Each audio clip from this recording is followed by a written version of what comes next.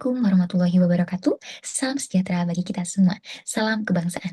Perkenalkan, nama saya Dinda Fepta Meliana dari Instansi Politeknik Negeri Banyuwangi, kelompok 2, Angkatan 47, Pelatihan CPNS 2026.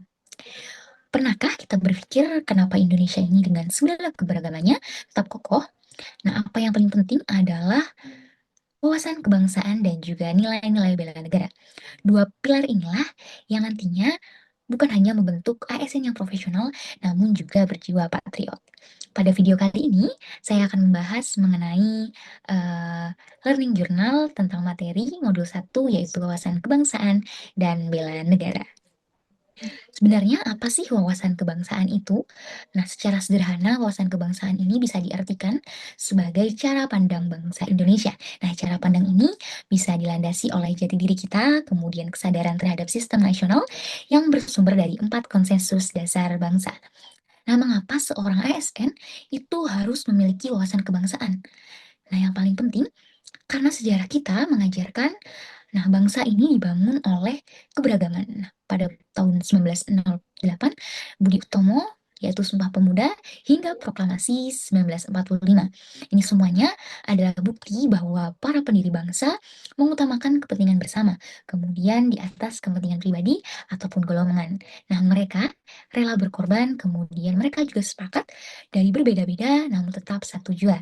Nah, inilah pondasi yang menjadi dasar yang harus kita pahami dan kita jaga.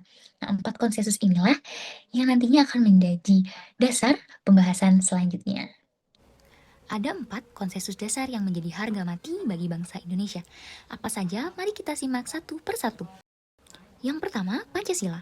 Pancasila bukan sekedar hafalan, tetapi dasar negara, ideologi dan pandangan hidup kita, nilai-nilai religius, kekeluargaan, kerakyatan, dan keadilan yang terkandung di dalamnya adalah pemersatu sekaligus bintang pemandu bangsa.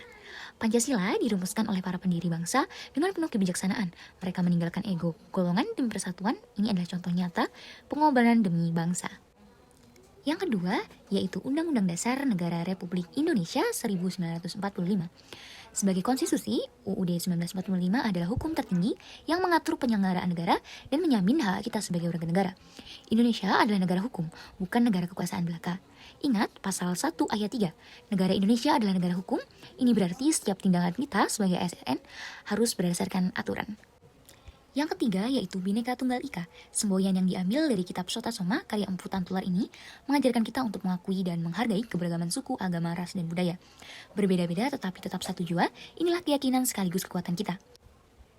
Yang keempat, Negara Kesatuan Republik Indonesia. Sejak proklamasi 17 Agustus 1945, kita telah memilih untuk negara kesatuan. Wilayah dari Sabang sampai Merauke adalah satu kesatuan yang utuh dan tidak bisa diganggu-gugat. Selain 4 konsensus, bangsa kita juga memiliki simbol-simbol pemersatu yang harus kita hormati dan banggakan. Yang pertama yaitu ada bendera merah putih, simbol kedaulatan dan kehormatan negara. Bahasa Indonesia, bahasa persatuan yang menjadi jati diri dan sarana komunikasi antar bangsa. Kemudian lambang negara Garuda, Pancasila dengan semboyan Bhinneka Tunggal Ika, dan lagu kebangsaan Indonesia Raya yang menggugah semangat patriotisme kita. Lalu, bagaimana cara kita sebagai ASN mengaktualisasikan nilai-nilai ini dalam tugas sehari-hari? Yang pertama, yaitu rela berkorban dan cinta tanah air dengan memberi layanan publik secara jujur, tanggap, santun. Kemudian, bangga menggunakan produk Indonesia adalah wujud cinta tanah air. Kemudian, menolak gratifikasi dan menjalankan tugas dengan integritas adalah wujud setia pada Pancasila dan sadar berbangsa. Kedisiplinan dalam hal kecil seperti apel pagi adalah bagian dari kemampuan awal bela negara. Kemudian menjaga kerukunan dan bekerja sama dengan siapapun adalah wujud nyata dari Bhinneka Tunggal Ika. Sekian learning journal dari saya. Apabila ada kurang dan lebihnya saya mohon maaf. Wassalamualaikum warahmatullahi wabarakatuh.